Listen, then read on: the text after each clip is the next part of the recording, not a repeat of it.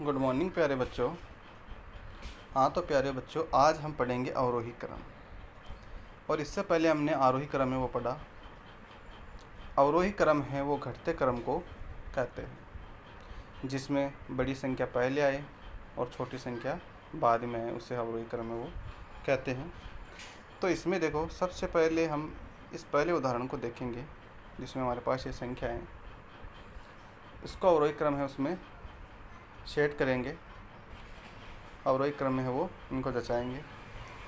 तो इसमें देखो, सबसे पहले अवरोही क्रम है उसमें सबसे बड़ी संख्या है वो आती है।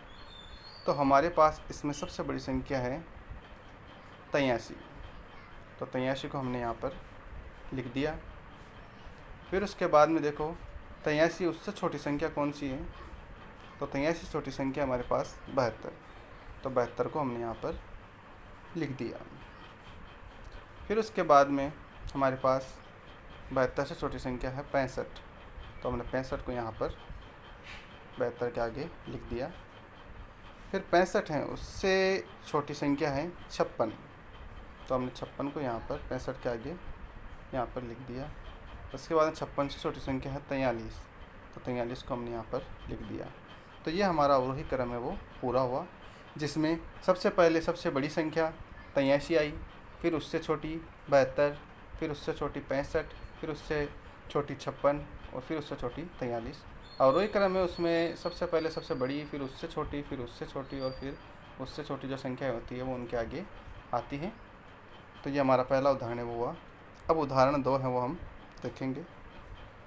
उदाहरण 2 है उसमें संख्या है, देखो हमारे पास है 126, 490, 89, 326 और 405। तो इसमें सबसे पहले हमारे पास अवरोही क्रम हम जब लिखते हैं तो हमें सबसे पहले सबसे बड़ी संख्या वो लिखनी होती है। तो इसमें सबसे बड़ी संख्या हमारे पास 490। तो 490 को हमने यहाँ पर लिख दिया। फिर उसके बाद में 490 से छोटी संख्या है हमारे पास 405। तो 405 को हमने 490 के आगे यहाँ पर लिख दिया।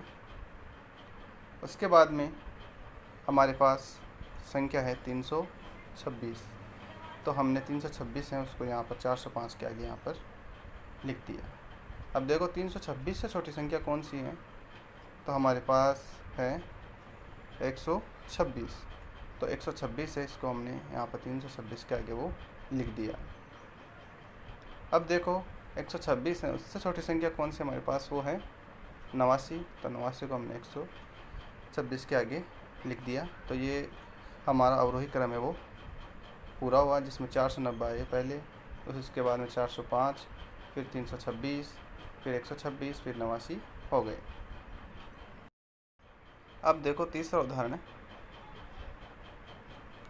तीसरा उदाहरण है उसमें हमारे पास संख्या है 426, 723, 324, 907 और 124। तो इसमें हमें सबसे पहले सबसे बड़ी संख्या है वो देखनी है। तो इसमें सबसे बड़ी संख्या है 907। तो 907 को हम यहाँ पर लिख देंगे। फिर उसके बाद में देखो, उससे छोटी संख्या हमारे पास है 723। तो 723 है उसको 907 के आगे यहाँ पर लिख देंगे। उसके बाद में देखो, हमारे पास है 723 से छोटी संख्या 426। तो 426 है उसको हम 723 के आगे यहाँ पर लिख देंगे। फिर उसके बाद में 426 से उससे छोटी संख्या हमारे पास है 324। तो 324 को हम 426 के आगे यहाँ पर लिख देंगे। फिर देखो, 324 है उससे छोटी संख्या हमारे पास 124। तो 124 को हम 324 के आगे यहाँ पर लिख देंगे। ये हमारा अवरोही क्रम है वो हुआ, जिसमें सबसे पहले सबसे बड़ी संख्या 907, फिर उससे छोटी 723, फिर उससे छोटी 426, फिर उससे छोटी 324 और आखिर में 124 है वो हमने यहाँ पर लिखी। अब देखो, हम चौथा उदाहरण है वो देखेंगे, जिसमें हमारे पास ये संख्याएं हैं।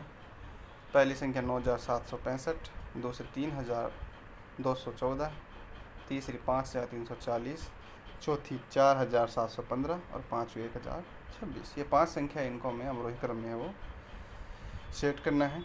तो इसमें सबसे पहले हम बड़ी संख्या देखेंगे। तो हमारे पास सबसे बड़ी संख्या है 9765। तो हमने 9765 को यहाँ पर लिख दिया। फिर उसके बाद में हमें 9765 से छोटी संख्या कौन सी वो देखनी है। तो 9765 से छोटी संख्या 5340। तो 5340 इसको हमने 9765 के आगे यहाँ पर लिखा। फिर देखो 5340 से छोटी संख्या कौन सी है, तो वो है 4715। तो 4715 को हमने 5340 के आगे लिख दिया। फिर उसके बाद में देखो 4715 से छोटी संख्या हमारे पास 3214 है। तो 3214 को हमने यहाँ पर लिख दिया। 3214 है, उससे जो छोटी संख्या हमें देखनी है तो वो है 1026 है हमारे पास। 3214 से छोटी, तो हमने 1026 को यहाँ पर इसके आगे लिख दिया। यह हमारा अवरोही क्रम है वो हुआ, जिसमें सबसे बड़ी संख्या 9765, फिर उसके बाद में 5340, फिर उसके बाद में 4715, फिर 3214, फिर उसके बाद में 1026। तो ये हमारा अवरोही क्रम है वो पूरा हुआ। अब देखो ये कुछ अभ्यास प्रश्न दिए हुए हैं जिन्हें आपको स्वयं को करके देखना है। आप इन्हें करके देखें।